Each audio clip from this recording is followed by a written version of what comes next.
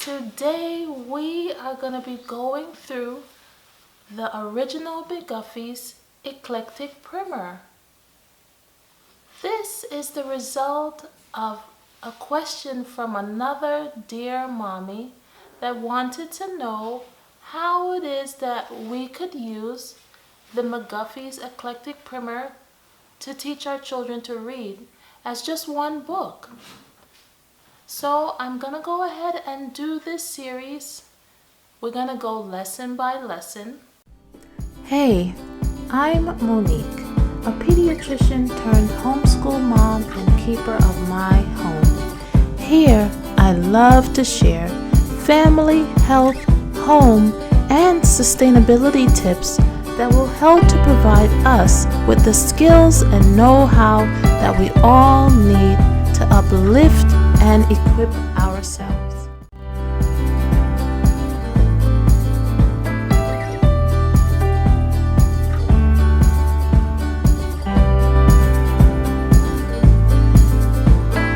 The more we know, the more we will be more sustainable.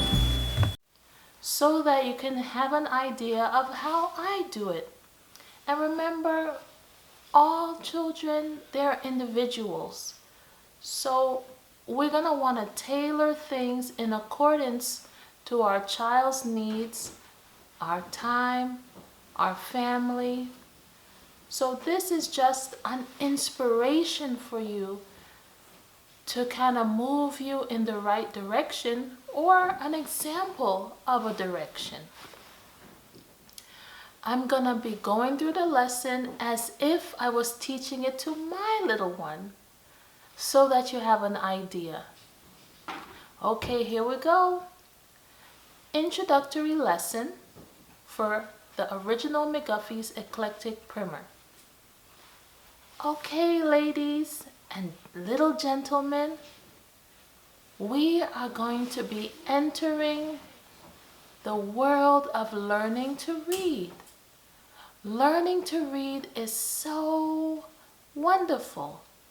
It helps us to travel to different places, even learn about interesting and new people. It takes us into practical skills, history, science, math, language, all about the world. And most importantly, reading helps us to be able to one day read that special book called the Bible. That is the ultimate book that we should all read, so that we know how to walk in the ways of our Father in heaven. So come on with me as we take this journey together. This is our introductory lesson where we're going to talk about the alphabets. Now I know for most of us, if we're ready to read, we probably already know the alphabet, right? But we are just going to do a quick review so that we are making sure we know it so very well. As you open your book, you're going to see in the beginning chapters the alphabet in capital and in lowercase. Now when you look, capital letters are bigger than lowercase letters. And capital letters normally start the beginning of our words at the very beginning of our sentences. They also do some other things too, but we're going to learn about that later on. Now we're just reminding ourselves of the basics. Lowercase letters help to make up the rest of our words. And you'll see these things as we learn and as we read. You're going to see those two distinctions. As we turn the page again, we see the capital letters of A through Z, and we see our lowercase letters. But this time, can you see a difference? They're leaning. What happened to them? These are italic capital letters. This is also another way that we can write our letters to mean specific things when we're writing.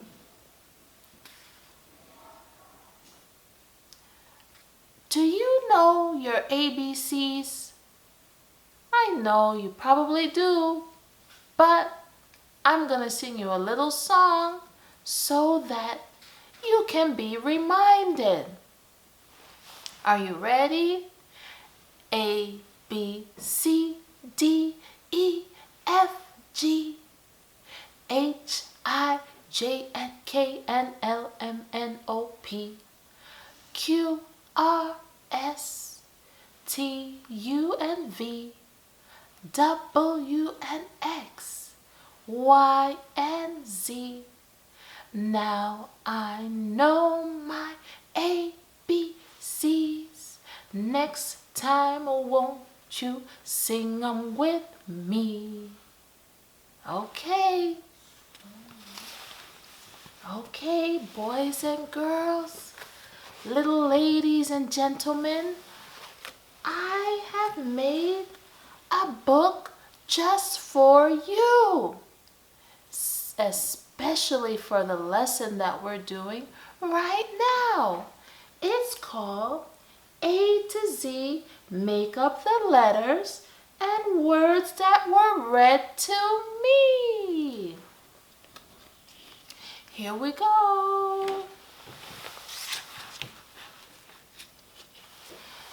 A is for the apple, so tasty and red. Do you notice something?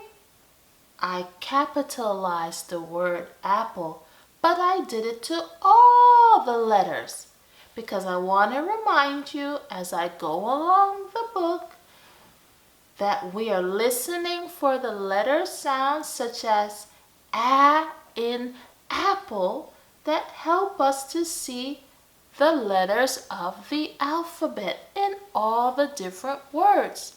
So listen for the specific letters of each alphabet as we go through and see if you can pick up on the different sounds that the letters may make. B is for the baby resting her little head. C is for the cucumber, so crispy and cool. D is for the deer, so dainty and daring. E is for the egg Mama made over easy. F is for the fruit that filled our bellies. G is for the garden that grows every year. H is for the happy way we feel inside.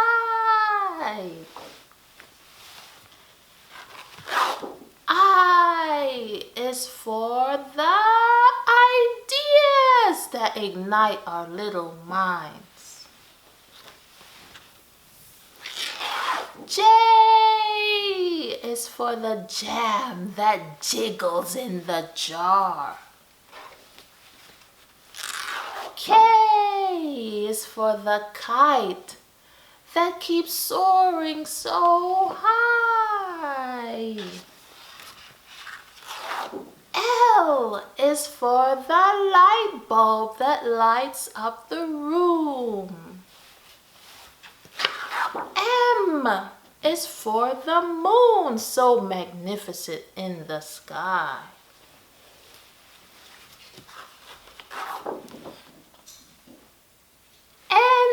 is for the nap I take in when it's past noon time. O is for the oyster open on the sand. P is for the precious way my papa prays for me. Q is for the quiet time that seems to end so quickly. R is for the rabbit that runs all over the field.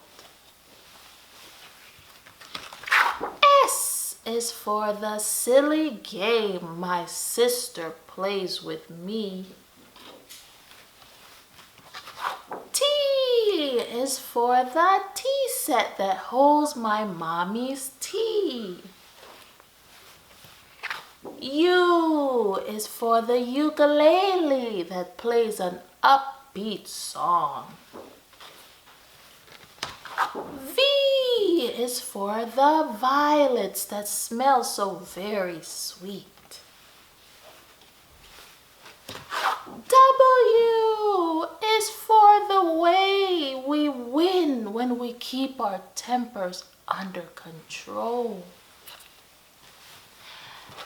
X is for the xylophone that begins with the letter X. Y is for the yarn that made my yellow hat. Z is for the zebra zipping by so fast. We made it! A to Z make up the letters and words that were just read to me. The end.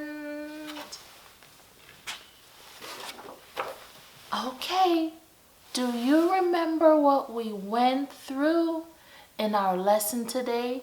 What did we go over? We went over our introductory lesson. We went through letters A to Z. We talked about the capitals that look bigger than the lowercase letters. We talked about a time when you would see the capitals and the lowercase letters. And we even went over the letters that were leaning, the italics. And then we did a review by reading our book about the letters A to Z that were read for you. Okay, keep on learning, and I'll see you next time in lesson 1.